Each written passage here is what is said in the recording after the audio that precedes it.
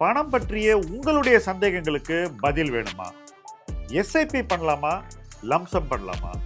1 கோடி என்ற இலக்கை அடைய முடியுமா? இந்த மாதிரி எல்லா கேள்விகளுக்கும் நேர்மையான நேரடியான பதிலை நாங்கள் உங்களுக்கு தரோம். இதுவரைக்கும் 10,000 பேர் எங்களோட பயணிக்கிறாங்க. மணி, இன்வெஸ்ட்மெண்ட், மியூச்சுவல் ஃபண்ட்ஸ், இப்படி எதுவாக இருந்தாலும் கேளுங்க. கீழே டிஸ்கிரிப்ஷனில் உள்ள லிங்கை கிளிக் பண்ணுங்க. உங்க இன்வெஸ்ட்மெண்ட்டை எங்களோட ஆரம்பிங்க.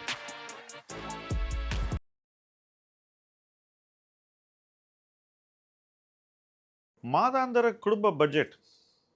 ஃபர்ஸ்ட் ஆஃப் ஆல், எத்தனை பேருக்கு அவங்க ஃபேமிலி மாதம் எவ்வளோ பணம் செலவு பண்ணுது அப்படிங்கிறது தெரியுங்கிறது ஒரு அடிப்படை கேள்வி. பட் தெரியலன்னா தெரிஞ்சுக்கங்க. கீப்பிங் ஸ்கோர்னு ஆங்கிலத்தில் சொல்லுவோம். கணக்கை வைத்துக்கொள்வது. எவ்வளவு செலவு பண்ணுறோங்கிறது நமக்கு தெரிஞ்சாதான் நம்ம சரியாக செலவு பண்ணுறோமா அப்படின்ற ஒரு கேள்வி நம்ம மைண்டில் எழும். செலவு பண்ணக்கூடாது, வாழவே கூடாது, இதெல்லாம் நம்மளுடைய நோக்கம் இல்லை. டீசெண்டாக வாழணும், நல்லா வாழணும். ஏன்னா இஃப் வி லூஸ் டுடே, இது திரும்பி வராது. இந்த நாள் திரும்பி நமக்கு லைஃப்பில் வராது. இன்றைக்கி நம்ம வாழக்கூடிய குடும்ப வாழ்க்கை, அதில் அடையக்கூடிய மகிழ்ச்சி, அதில் அடையக்கூடிய வளர்ச்சி, இது எதுவுமே வருங்காலத்துக்கு அல்ல, அது இன்னைத்துது. ஸோ இன்றைக்கி நம்ம செய்ய வேண்டிய செலவுகளை கரெக்டாக செஞ்சு வாழ வேண்டிய வாழ்க்கையை கரெக்டாக வாழ்ந்தால் மட்டும்தான் நமக்கு நல்லா வாழ்ந்தோங்கிற அந்த ஹாப்பினஸ் இருக்கும். அந்த ஹாப்பினஸ் இல்லைன்னா நாளைக்கு எவ்வளோ பணம் இருந்தாலும் அது ஒரு பெரிய விஷயம் இல்லை. இந்த குடும்ப பட்ஜெட் எங்கே முக்கியமாகுதுனாக்கா, நம்மளால் எவ்வளவு சேமிக்க முடியும், நம்ம வருமானம் வளரும் போது நம்ம சேமிப்பு எப்படி மாறணும், எப்படி வளரணும், அது முதலீடாக எங்கே மாறணும், எந்த இடத்துல முதலீடு செய்யணும், முதலீடை எப்படி நம்ம தொடர்ந்து வளர்த்துக்கிட்டே இருக்கணும், சேமிப்பு வளர்ச்சி எப்படி முதலீட்டு வளர்ச்சியை கொடுக்கும், இதெல்லாம் கனெக்டட், ஒன்றோடு ஒன்று பிணைந்து வளரக்கூடியது. ஸோ இந்த பட்ஜெட் கரெக்டாக இருந்தால் மற்றது எல்லாம் படிப்படியாக நமக்கு கரெக்டாக வரும். ஆயிரக்கணக்கான முதலீட்டாளர்கள் என்னை சந்திக்கிறார்கள். அவங்கள்ட்ட நான் பேசக்கூடிய கான்வர்சேஷன்ஸில் நான் கேட்கக்கூடிய எளிமையான கேள்வி, மாதம் உங்கள் ஃபேமிலியை ரன் பண்ண எவ்வளோ செலவு பண்ணுறீங்க? இவ்வளவு பேர்ட்டையும் பேசி எனக்கு சராசரியாக வரக்கூடிய ஒரு நம்பர், உங்கள் வீட்டை ரன் பண்ணுற நம்பர், இதில் நான் இஎம்ஐயை சேர்க்கலை, home loan EMI, car loan EMI எதையும் சேர்க்கலை, பிஎல் இஎம்ஐயை சேர்க்கலை, கடன்கள் இதில் வராது. நம்ம வீட்டை ரன் பண்ணுறதுக்கான செலவு, இதில் பள்ளி படிப்பு, மருத்துவ செலவும் அடங்கும். 35,000 வீட்டை ரன் பண்ண முடியும் அப்படிங்கிறது தான் முக்கால்வாசி பேர் நமக்கு சொல்லக்கூடிய ஒரு நம்பர். கிட்டத்தட்ட 90% of the people I meet 35,000 இருக்கேன் அப்படின்னு சொல்கிறாங்க. மிடில் கிளாஸ் பீப்புள் 35,000 இன்றைக்கி வீட்டை ரன் பண்ணுறாங்க.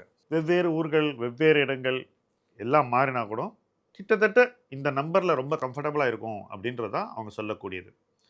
இந்த நம்பர் கூடலாம். உதாரணத்துக்கு இன்றைக்கி கேஸ் விலை ஏறி இருக்குது, பெட்ரோல் டீசல் விலை ஏறுது. இந்த மாதிரி விலைவாசி ஏற்றங்கள் வரும்போது அது ஒரு 10% ஏறலாம். சில நேரம் அதை விட கொஞ்சம் அதிகம் ஏறவும் வாய்ப்புகள் இருக்குது. எப்படியுமே வருஷம் இந்த நம்பர் கூடும்ன்றதை முதல்ல நம்ம மனசில் வச்சுக்கணும். இன்றைய தேதியில் 35,000. இந்த நம்பரை நீங்கள் ஆழமாக பதிய வச்சுக்கோங்க. நீங்கள் இந்த நம்பருக்கு எந்த பக்கம் இருக்கீங்க? அதை விட குறைவாக நீங்கள் வீட்டை ரன் பண்ணுறீங்களா, அல்லது அதை விட அதிகமாக ரன் பண்ணுறீங்களான்னு ஒவ்வொரு மிடில் கிளாஸ் பர்சனும் யோசிக்கணும். தாராளமாக கமெண்ட் செக்ஷனில் உங்களுடைய கருத்தை இந்த நம்பரை பற்றி எழுதலாம். உங்களுடைய ஒப்பீனியன்ஸ் டெஃபினட்டாக நீங்கள் பதிவு பண்ணணும் இந்த சப்ஜெக்டில். மற்றவர்களுக்கு அது மிகவும் பயன் தரும். அடுத்த விஷயம், இந்த நம்பர் முக்கியம்னு நான் சொல்லிக்கிட்டே இருக்கேன்.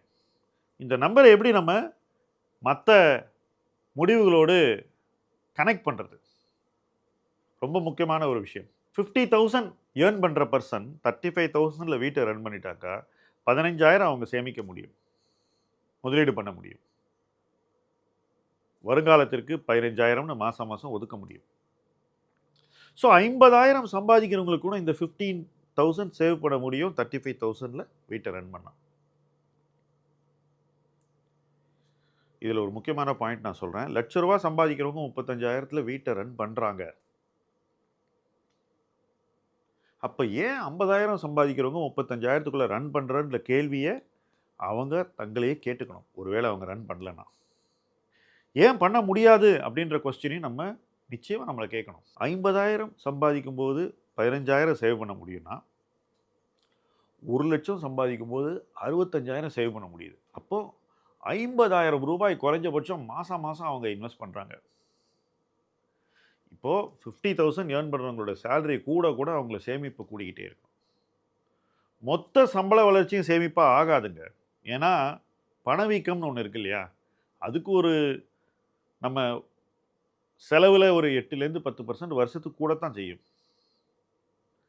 அப்போ குறைஞ்சபட்சம் நம்ம ஒரு 10% சேலரி இன்க்ரீஸ் கிடைச்சாதான் நம்மளால் பணவீக்கத்தை எதிர்கொள்ள முடியும். ஸோ 50,000 ஏர்ன் பண்ணுறவங்களால 15,000 சேவ் பண்ண முடியும்னா அதுவே 30% கரெக்டான சேவிங் ரேட் தான். அது ஒன்றும் கம்மி கிடையாது. ஆனால் அங்கேருந்து நீங்கள் வளர உங்களுடைய சேமிப்பு விகிதம், சேவிங்ஸ் ரேட் என்ற குறியீடு கூடிக்கொண்டே போகும். எப்போ ஒருத்தருடைய சேவிங்ஸ் ரேட்டு 50% தாண்டி போகுதோ அந்த இடத்துலேருந்து அவங்களுடைய ஃபைனான்ஷியல் க்ரோத் வேகம் பிடிக்கும். இதுக்கெல்லாம் அஸ்திவாரம் அந்த குடும்ப பட்ஜெட். இன்றைக்கி மிடில் கிளாஸ் பர்சன் குடும்ப பட்ஜெட் எப்படி இருக்கணுங்கிறதுல இன்னும் கவனம் கொள்ள வேண்டும். எதை தவிர்க்க வேண்டும்ன்றதில் தெளிவு இருக்க வேண்டும். எது அவசியம், எது நமக்கு ரொம்ப முக்கியன்றதில் ஒரு ப்ரையாரிட்டி இருக்கணும். செலவு எங்கே நடக்குது, எங்கே நம்ம தவிர்க்கலாம், எந்த செலவை நம்ம கரெக்டாக பண்ணணும், எப்படி நம்ம செலவை கட்டுக்கோப்பாக வைத்து கொள்ளலாம், நாம் செலவு பண்ணுற அதே பணத்துக்கு எப்படி பெட்டர் வேல்யூ எடுக்கலாம். சில இடங்களில் ஷாப் பண்ணால் சீப்பாக இருக்கும், சில இடங்களில் ஷாப் பண்ணால் விலை அதிகமாக இருக்கும். இப்படி பல கேள்விகள் நமக்குள்ளே வரும். இதெல்லாம் இயல்பாக நமக்கு குழந்தையிலேருந்து சொல்லி கொடுக்கப்பட்டவை. எங்கேயோ நம்ம அதை கவனம் கொள்ளவில்லை. அதெல்லாம் நம்ம கவனத்துக்கு வந்துச்சுனாக்கா ஆட்டோமேட்டிக்காக நம்ம குடும்ப பட்ஜெட்டில் ஒரு நம்பரில் செட் பண்ணுவோம். சரி, 35,000 என்ன கோல்டன் ரூலா அப்படின்னு என்ன கேட்டிங்கன்னா நிச்சயமாக கிடையாது.